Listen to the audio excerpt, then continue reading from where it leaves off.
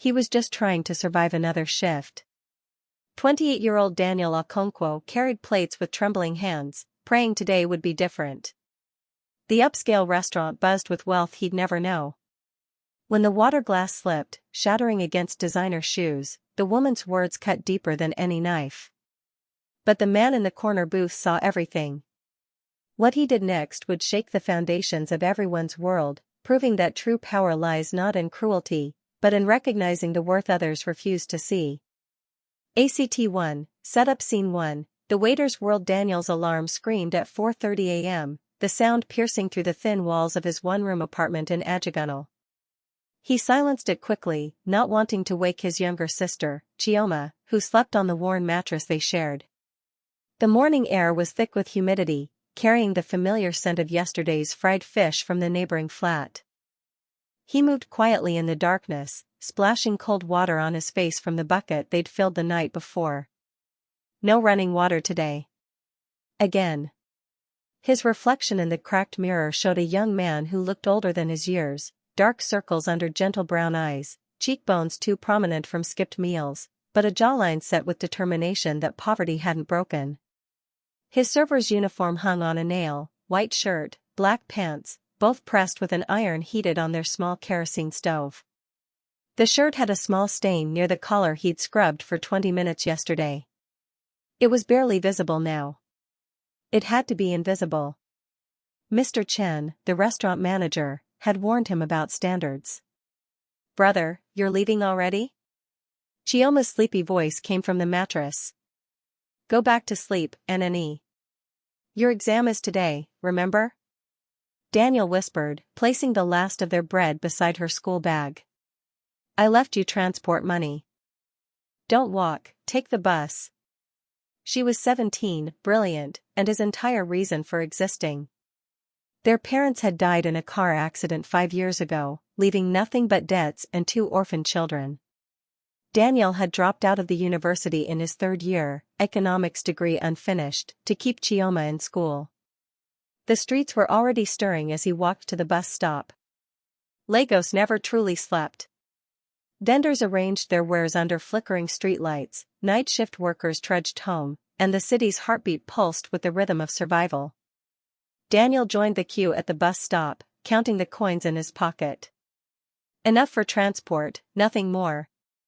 Just get through today, he told himself, the same mantra he'd repeated for 3 years. One more day, one more shift, one more chance to keep her future alive.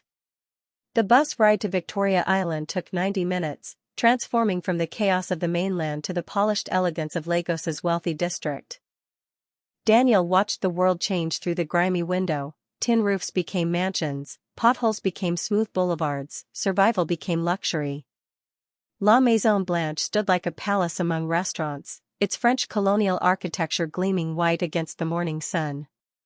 Crystal chandeliers visible through floor-to-ceiling windows, exotic flowers and massive urns flanking the entrance, and valets in crisp uniforms waiting for cars that cost more than Daniel would earn in 10 lifetimes. He entered through the back, where reality lived. The kitchen was already hot, filled with the clash of pots and the shouted orders of Chef Bernard. Daniel clocked in, tied his apron, and joined the morning briefing. "We have several VIP reservations today," Mr. Chen announced, his accent sharp with Hong Kong precision. "The Adeyemi family at noon, the Chinese trade delegation at 2, and Senator Okoro's wife at 7. Perfect service. No mistakes." Daniel nodded with the others, his stomach twisting with familiar anxiety. Perfect service. He'd given perfect service for 3 years, and still, he was invisible. Another body in a white shirt, refilling water glasses and removing plates, his degree and dreams buried beneath the weight of survival. The morning shift began, and Daniel moved through the dining room like a ghost, anticipating needs before they were voiced, clearing plates before they were finished. He'd learned to read the wealthy, their subtle gestures, their impatient sighs, their eyes that looked through him as if he were furniture. Dignity, his father used to say, is not what others give you. It's what you refuse to surrender. Daniel held on to those words like a lifeline, even as his feet ached and his stomach growled, and the woman at table 7 snapped her fingers at him without looking up from her phone. Scene 2, the woman in red Adiz Akoli swept into La Maison Blanche at precisely 12:30 p.m., 20 minutes late because important people didn't rush. At 35, she'd perfected the art of entrance, a crimson Versace dress that announced her presence before she spoke, Louboutin heels clicking authority with each step, and diamonds that caught the light like captured stars. Her Range Rover Sport, freshly waxed and gleaming black, sat outside with her driver waiting. Her phone, the latest model, rested in her Hermès Birkin bag that cost more than most Nigerians earned in 5 years. Everything about Adiz screamed success, wealth, power. But beneath the designer armor lived something darker, a woman who'd grown up middle class and never forgiven the world for making her wait so long for wealth. Her husband, Chief Akoli, was 20 years older and infinitely richer. She'd traded her youth for his money, and now she wielded that money like a weapon, proving to everyone who'd once ignored her that she mattered. "Mrs. Akoli, welcome." Mr. Chen rushed forward, bowing slightly. "Your table is ready." Adiz barely acknowledged him, her eyes scanning the restaurant. She loved this place precisely because it intimidated most people she knew. Prices that made others wince meant nothing to her. She came here to be seen, to remind Lagos society that she belonged in spaces they could barely afford. Her lunch companion, Ego, a fellow society wife, was already seated. They air-kissed, careful not to disturb makeup. "Darling, you look amazing," Ego purred. "New dress? This old thing?" Adiz laughed, settling into her chair. "Picked it up in Paris last month." Chief had a conference. They talked in the language of the privileged, complaints about drivers, gossip about business partners, plans for the next charity gala where wealthy women would photograph themselves helping the poor, then return to their mansions. Adiz's voice carried, designed to be overheard, establishing her place in the hierarchy. But there was something brittle in her laughter, something forced in her casual mentions of luxury. She checked her phone constantly, liking Instagram photos, posting her meal, counting validation in hearts and comments. The insecurity she'd buried under designer labels clawed at her in quiet moments, the fear that without the money, without the labels, she was still that middle-class girl others had overlooked. So she made sure no one could overlook her now. She made sure everyone knew exactly where she stood. And anyone who reminded her of where she'd come from, anyone who reflected the poverty she'd escaped, received her particular cruelty. It was armor and punishment, all at once. Scene 3, the moment everything changed. Daniel had served the two women their appetizers without incident, foie gras and truffle oil, dishes whose names he'd learned to pronounce correctly after months of practice. They barely glanced at him, continuing their conversation about someone's tacky wedding as if he didn't exist. He preferred it that way. Invisible meant safe. Their main courses arrived, grilled sea bass for Mrs. Akoli, duck confit for her friend. Daniel moved with practiced efficiency, placing plates with the restaurant's signature flourish. He was turning to refresh their water when it happened. A child at the neighboring table, a toddler in an expensive outfit, suddenly shrieked with delight and lunged toward Daniel, tiny hands reaching for the shininess of his water pitcher. The movement was unexpected, quick. Daniel pivoted to avoid the child, and in that split second of distraction, his elbow caught the edge of Mrs. Akoli's water glass. Time slowed. The glass tipped, crystal catching light as it fell. Water arced through the air, a silver stream that caught the chandelier's glow. Daniel's hand shot out, trying to catch it, but physics and panic worked against him. The glass shattered against the marble floor with a sound like breaking ice. But worse, far worse, the water had splashed across Adiz Akoli's crimson dress and onto her Louboutin heels. The restaurant fell silent. Conversation stopped mid-sentence. Forks froze halfway to mouths. Even Chef Bernard's shouting from the kitchen seemed to pause. Daniel's heart hammered against his ribs. "Ma, I'm so sorry, you idiot." Adiz's voice cracked like a whip. She shot to her feet, staring at the water spots on her dress with horror that transformed rapidly into rage. Do you have any idea what you've done? Please, Ma, it was an accident, the child, I'll get towels. Daniel was already kneeling, trying to gather the broken glass with shaking hands. Don't touch me. She stepped back as if he were diseased. Look at my dress. This dress costs more than you earn in a year. In 5 years. Mr. Chin materialized, his face pale. Mrs. Okoli, please accept our deepest apologies. Your apologies? Adi's voice rose higher, attracting the attention of the entire restaurant. She was performing now, her humiliation transforming into something sharper, crueler. This fool has ruined a Versace original. Look at his hands, shaking like a drunk. You hire people like this to serve us? Daniel remained kneeling, glass fragments cutting into his palm, blood mixing with water. The pain was nothing compared to the shame burning through him.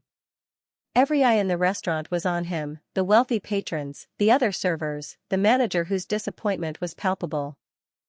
People like you, Adis continued, her voice dripping with contempt, should never be allowed in establishments like this.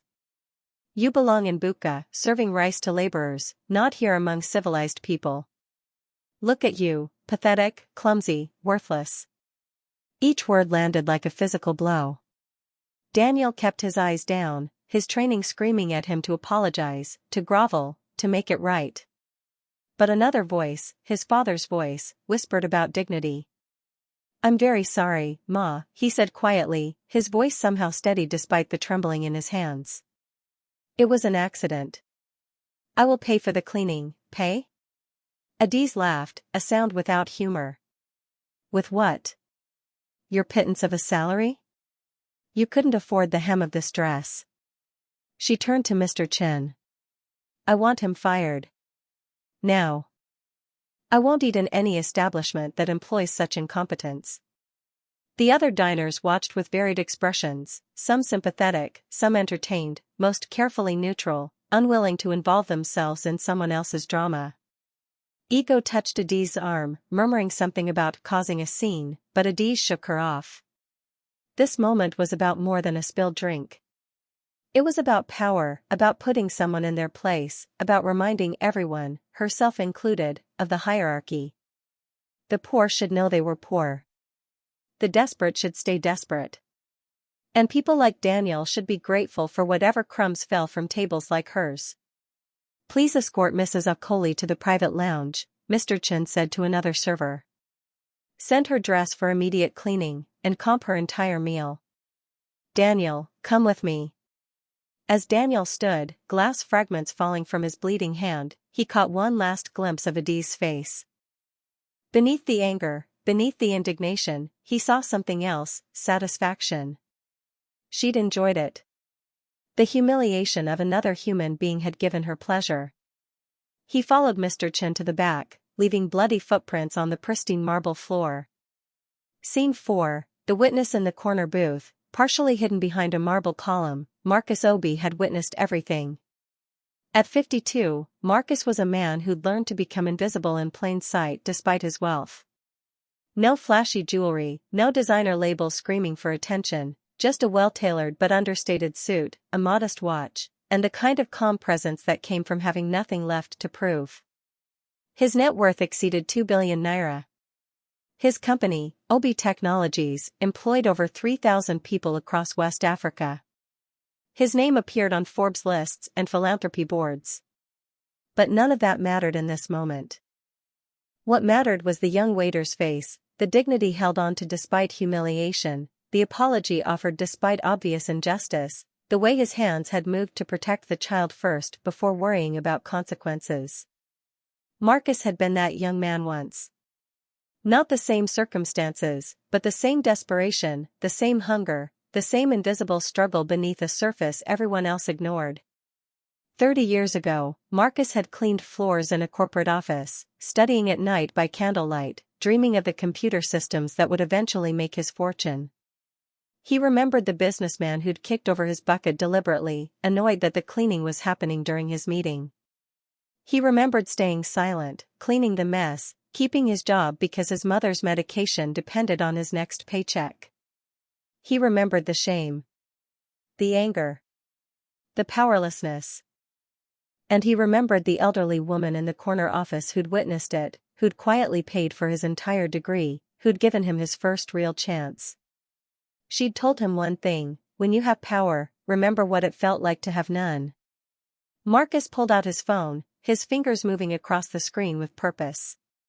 His assistant, Tola, answered on the first ring. "Mr. Obi?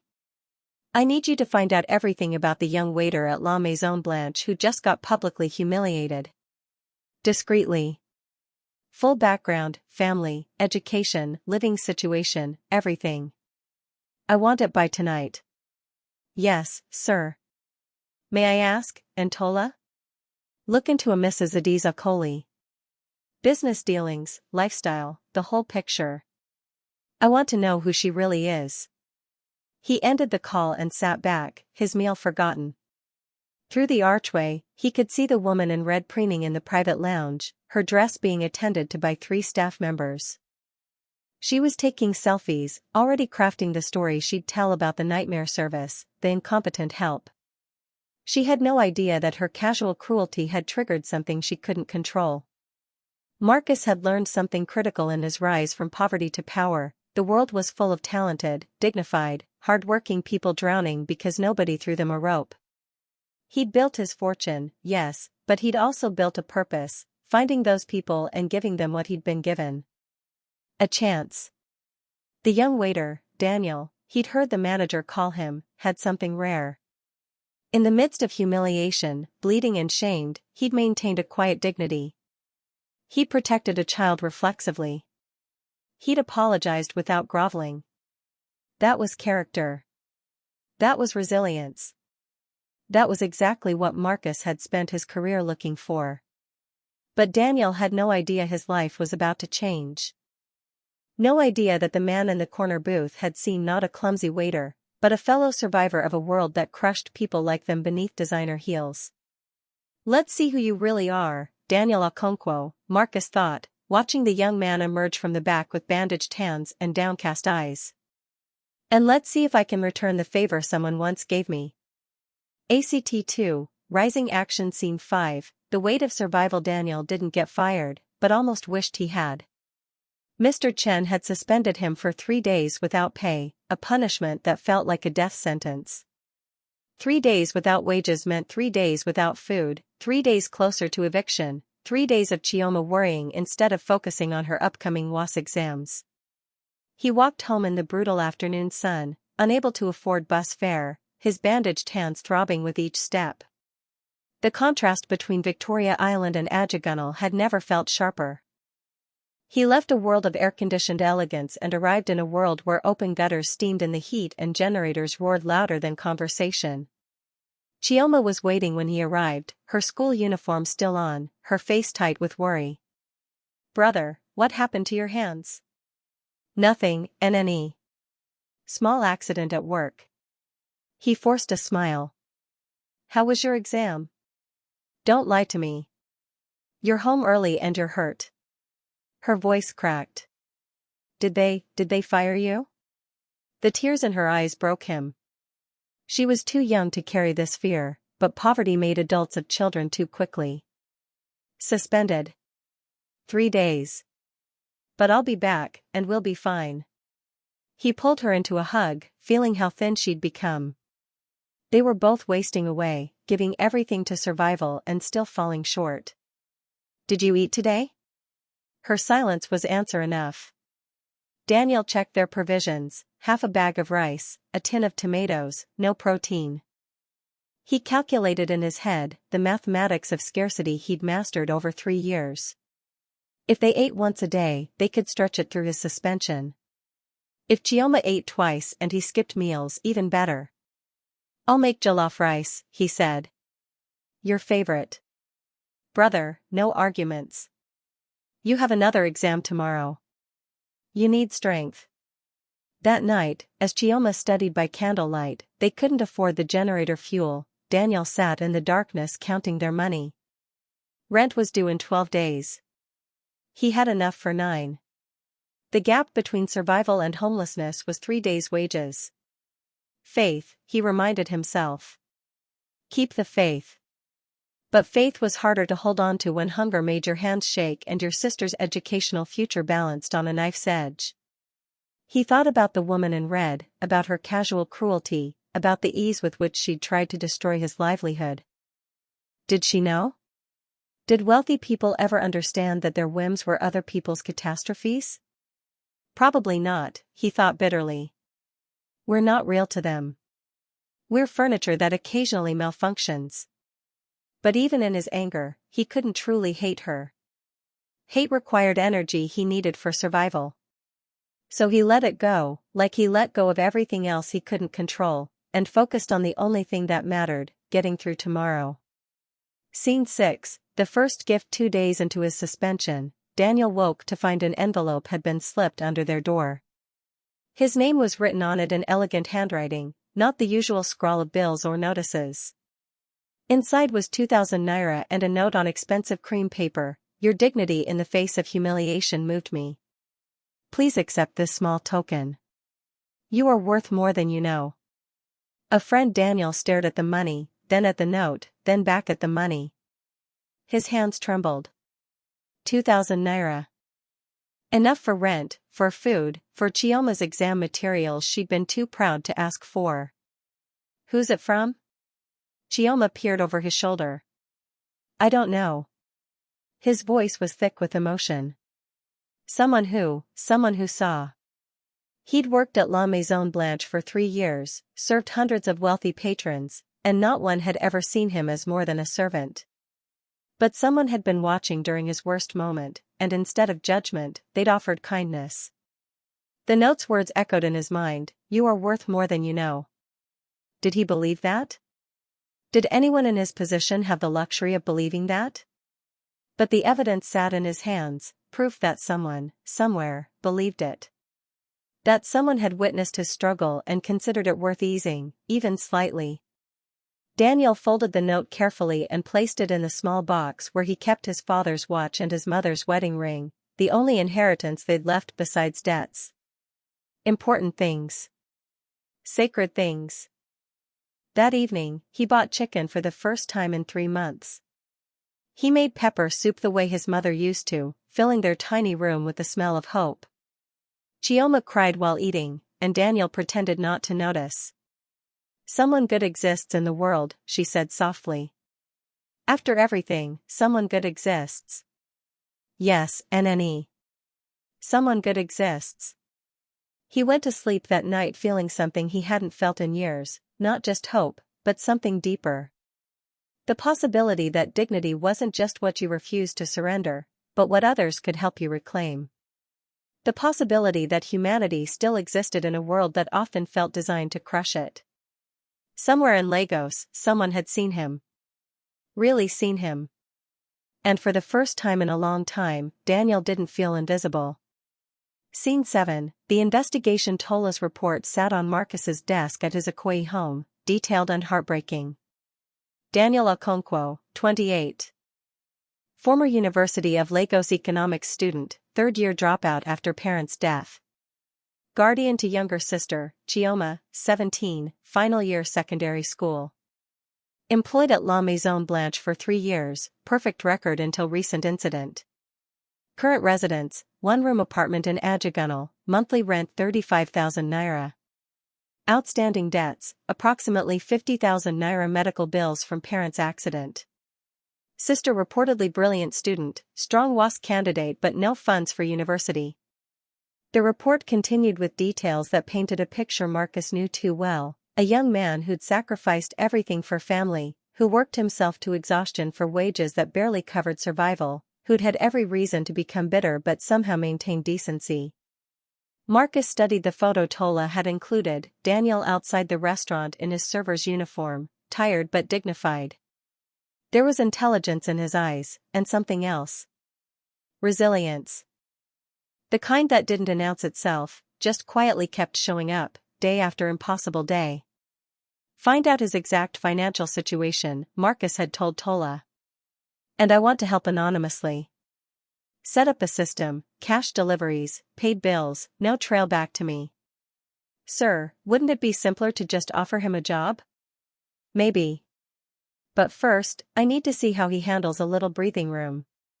Character shows in how people respond to unexpected kindness. Marcus walked to his study window, overlooking the manicured gardens of his estate. 30 years ago, he'd lived in a boys' quarters similar to Daniel's situation, studying by candlelight, dreaming of a different future while his hands cracked from industrial cleaning chemicals. The woman who'd changed his life, Mrs. Chen, no relation to the restaurant manager, had died 5 years ago. He'd named a technology center after her, funded scholarships in her honor, but none of it filled the debt he owed her. Not the financial debt, but the deeper one, the debt of being seen when everyone else looked through you. Now he could repay it, not to her but forward to someone else. Daniel Okonkwo didn't know it yet, but he'd become more than a recipient of charity. He'd become a test of Marcus's judgment, of his ability to identify real character beneath the camouflage of poverty.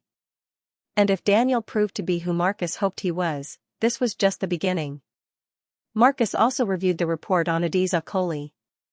The picture it painted was less sympathetic, a woman who'd married into wealth, who spent extravagantly, who was known in social circles for her cruelty to service staff. Multiple complaints logged by various establishments, always handled quietly because her husband's money bought silence. She was the opposite of everything Marcus valued, the embodiment of wealth without wisdom, money without humanity. Let's see how both stories unfold, Marcus thought. The young man trying to rise with dignity, and the woman who's forgotten where true power lies. He made another call to Tola. The gift system for Daniel, implement it. And keep me updated on both subjects. I want to know how each responds to their circumstances. Yes, sir. And if I may say, what you're doing for him. Mrs. Chen would be proud. Marcus smiled, a rare expression. I hope so. I really hope so. Scene 8, the return to work. Daniel returned to La Maison Blanche after his suspension with quiet dread and desperate hope. He needed this job, but he also needed his dignity, and the two didn't always coexist peacefully. Mr. Chen greeted him with unexpected warmth. Daniel, welcome back. I trust your hands have healed? Yes, sir. Thank you, sir.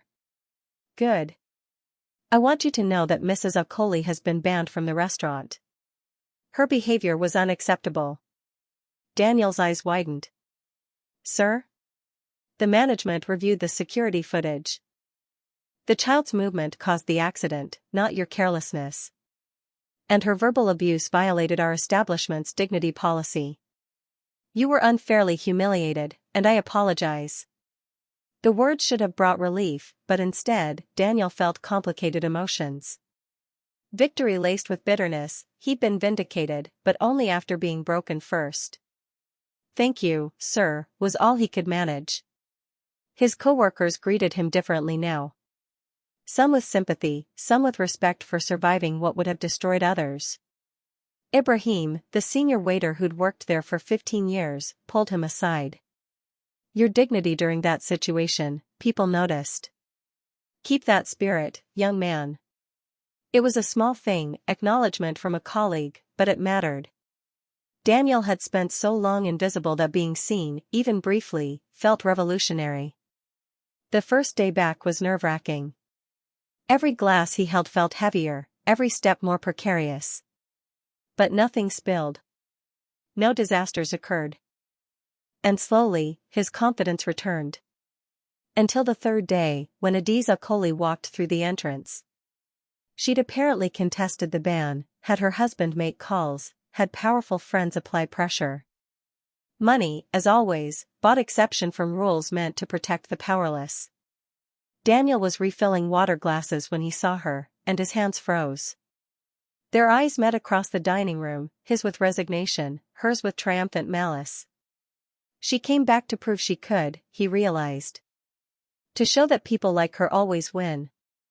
And she made sure he knew it. Every time he passed her table that evening, she made subtle comments just loud enough for him to hear. I hope they've trained the staff better now. One must be careful with the help these days. I'm watching my glass very carefully. Other diners noticed. Some looked uncomfortable, but no one intervened. Daniel kept working, kept his head up, kept his dignity intact. But inside, something hardened.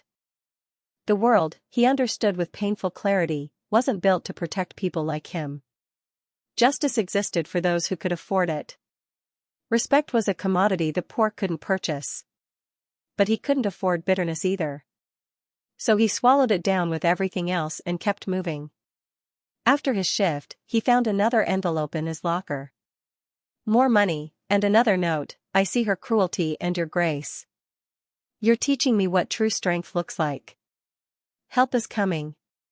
Keep faith." Your friend Daniel clutched the note, tears burning his eyes. Someone was watching not just his humiliation, but his response to it. Someone was judging him worthy of investment, not in spite of his poverty, but because of how he carried it. Keep faith, the note said. He was trying. God, he was trying.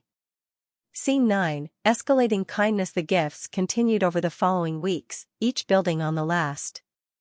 An envelope containing Chioma's school fees.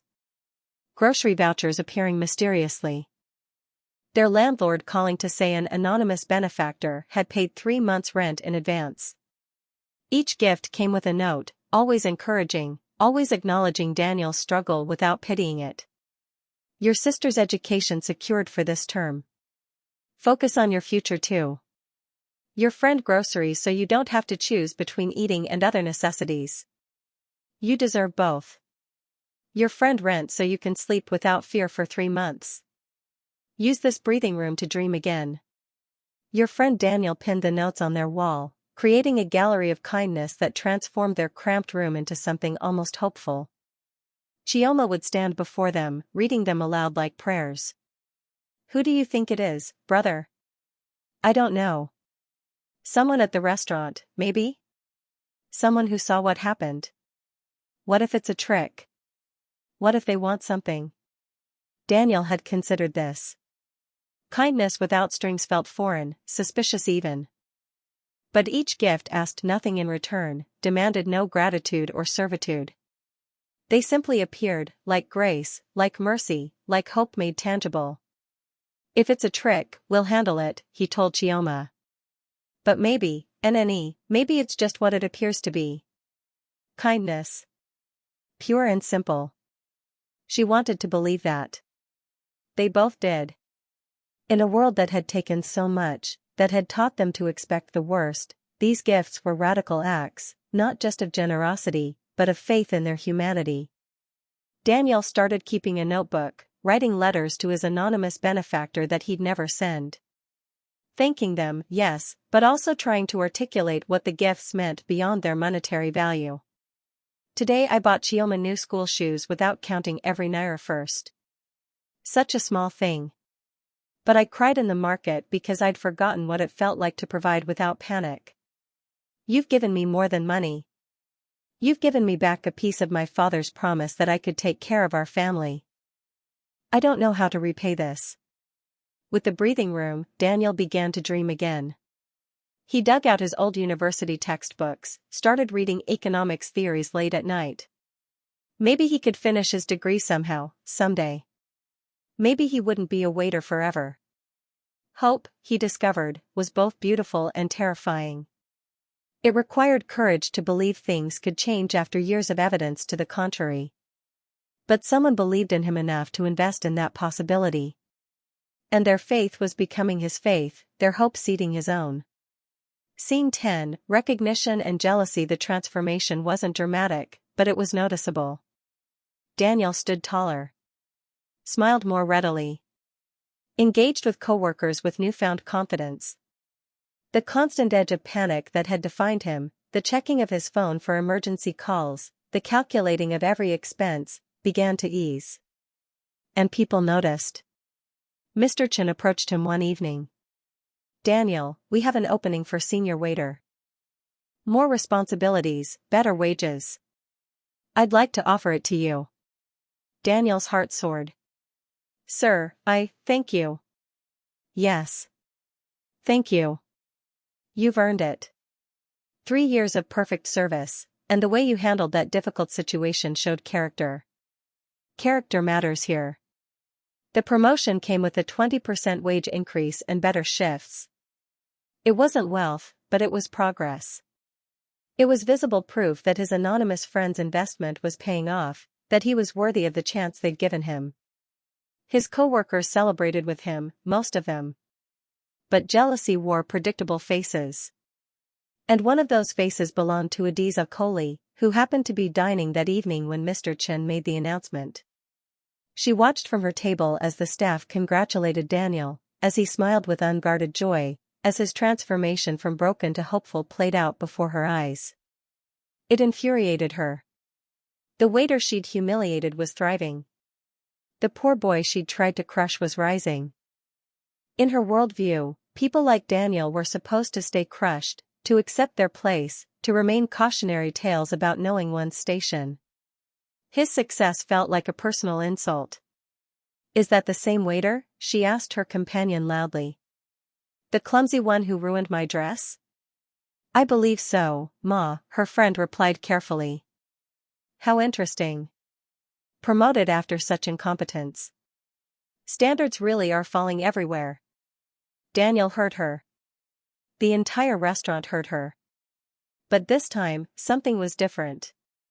This time, he had armor, not money, not power, but something more valuable. He had evidence that someone believed in him, that his worth wasn't defined by her cruelty or anyone else's judgment. He met her eyes across the room and smiled. Not a challenging smile, but something more devastating, genuine, pitying kindness. A smile that said, "I see you, and I'm not afraid anymore." It enraged her more than any retort could have. Adiz left the restaurant that night in a fury, already planning her next move. She couldn't control whatever mysterious force was helping the waiter, but she could remind him, and everyone else, of his place in the hierarchy. She just needed the right opportunity, the right weapon. And in her world of manipulation and power plays, weapons were easy to find. Scene 11, the sabotage. 2 weeks later, the opportunity presented itself. Adiz arranged a private party at La Maison Blanche, her husband's business associates, influential politicians, old money families. She specifically requested Daniel as her server, a request that puzzled Mr. Chen but couldn't be refused given her husband's connections. Daniel sensed the trap but couldn't avoid it. Refusing would cost him the promotion he'd just earned.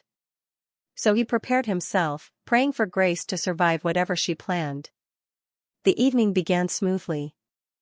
Daniel served with his characteristic precision, anticipating needs, becoming invisible in the way good servers do. But he felt her watching him, waiting. It came during the main course. A diamond bracelet disappeared from Adiz's purse, an expensive piece she'd made sure everyone noticed when she arrived. She'd placed her Hermes bag on a side table near where Daniel was serving, making a show of the bracelet's sparkle. And then, during the controlled chaos of serving 12 guests simultaneously, she raised the alarm. "My bracelet. It's gone." Her voice pitched to carry across the restaurant. "Everyone stop. Someone has stolen my bracelet." The private room froze. Guests looked at each other with confusion and suspicion. "It was right here in my purse, and now it's gone. The only person who's been near this table constantly is," she pointed at Daniel. "Him." Daniel's stomach dropped. "Ma, I would never." "Empty your pockets," Adiz demanded. "If you're innocent, you have nothing to hide." Mr. Chen arrived, his face grave. "Mrs. Akoli, are you certain?" "I'm absolutely certain. That bracelet is worth 2 million naira. And it disappeared while he was hovering around my belongings." The guests watched with the hungry anticipation of people witnessing drama they'd gossip about for weeks. Daniel looked around the room, seeing judgment forming in their eyes, seeing the old narrative reasserting itself, poor criminal servant, wealthy victim. "I'll empty my pockets," Daniel said quietly. "But I didn't take anything." He pulled out the contents, a small notepad for orders, a pen, some coins. No bracelet. Check his locker, someone suggested. The search expanded. His locker revealed nothing. The kitchen, the storage rooms, everywhere Daniel had been that evening, nothing. It must be somewhere, Adiz insisted, her performance flawless. He took it. I know he did. These people always think they deserve what we have. Daniel stood in the center of the room, humiliation and fury warring inside him. This was worse than the spilled water because this questioned not just his competence but his character. She wasn't calling him clumsy now. She was calling him a thief. I did not steal from you, he said, his voice shaking but firm. I have never stolen from anyone. I have worked here for 3 years with integrity. Integrity? Adiz laughed. Is that what you call desperation? Everyone knows people in your position will do anything for money.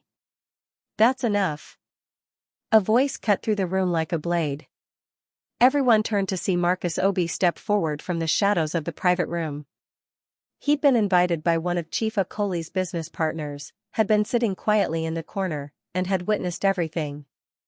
This young man is being falsely accused, Marcus said calmly. And I can prove it. Scene 12, the truth revealed. Marcus pulled out his phone, his movements deliberate and controlled. Before we destroy someone's reputation and livelihood, perhaps we should review the security footage. Adiz's confidence flickered. The restaurant doesn't allow filming in private rooms, but the hallways and service areas are recorded. And those recordings show exactly where Daniel has been all evening. Marcus looked at Mr. Chen. Could you please pull up the footage? I'm happy to compensate the restaurant for any privacy concerns, but this young man's future is at stake. Mr. Chen hesitated only a moment before nodding. Within minutes, a laptop was brought in, security footage queued up. Marcus narrated as it played. Here's Daniel in the kitchen at 7:15, receiving orders. Here at 7:23, delivering appetizers. At 7:40, he's in the main dining room serving another table. He doesn't return to this private room until 7:55 for the main course service. He paused the footage. Mrs. Okoli, when did you last see your bracelet? It was there at 7:30, she fumbled. And you noticed it missing at 8:10. During that 40-minute window, according to this footage, Daniel was in 3 different areas of the restaurant, never alone, always visible to multiple witnesses. He had no opportunity to steal anything. The room's energy shifted. Guests who'd been ready to condemn Daniel now looked at Adiz with growing suspicion. Perhaps, Marcus continued, his voice mild but cutting, we should check your bag more thoroughly. Items sometimes slip into linings or side pockets. Adiz's face flushed. I already checked, allow me. Marcus took the expensive bag with her reluctant permission and felt along the silk lining. His fingers found the interior pocket, and he pulled out the diamond bracelet with the careful theatricality of a magician. Silence crashed over the room. It seems the bracelet was there all along, Marcus said softly. An honest mistake, I'm sure. Perhaps the champagne created some confusion. But no one was fooled. The calculation in Adiz's accusation had been too clear, her certainty too absolute for this to be mere error. She'd tried to frame Daniel, had been willing to destroy him to, what? Prove some point about social hierarchy? Punish him for daring to succeed despite her cruelty? I think we're done here, Chief Okoli stood, his face dark with embarrassment. His wife's behavior had just humiliated him in front of important business associates. There would be consequences at home, Daniel realized, though he couldn't bring himself to feel satisfaction about it. The guests dispersed quickly, avoiding Adiz's eyes. Mr. Chen apologized profusely to Daniel, assuring him his reputation was intact. But Daniel barely heard any of it. He was staring at Marcus Obi, recognition slowly dawning. The corner booth. The quiet observation. The man who'd witnessed his original humiliation. Sir, Daniel said quietly as the room emptied, have you been? Marcus smiled. Walk with me, Daniel. I think it's time we talked. Scene 13, the gift of vindication. They walked through the restaurant's garden, away from curious eyes. The night was cool, the city's lights glittering in the distance like grounded stars. You're the one, Daniel said, not a question. The notes, the gifts. You've been helping me. I've been giving you what you already earned, Marcus corrected. The ability to show who you really are without poverty disguising your potential. Why? You don't know me. I know enough. I know you protected a child before worrying about consequences. I know you maintained dignity when someone tried to strip it from you. I know you prioritized your sister's future over your own.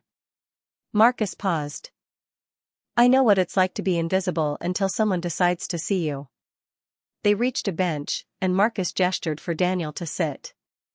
30 years ago, I was cleaning floors in a corporate building. A businessman deliberately kicked over my bucket because the cleaning interrupted his meeting. I had to silently clean the mess while he watched and laughed. Daniel listened, seeing Marcus not as the successful businessman he was now, but as the young man he'd been, humiliated, powerless, invisible. Someone else saw that moment. An elderly woman, a retired executive who still came to the office occasionally. She said nothing at the time, but later, she found me. She paid for my education, mentored me, gave me my first real opportunity.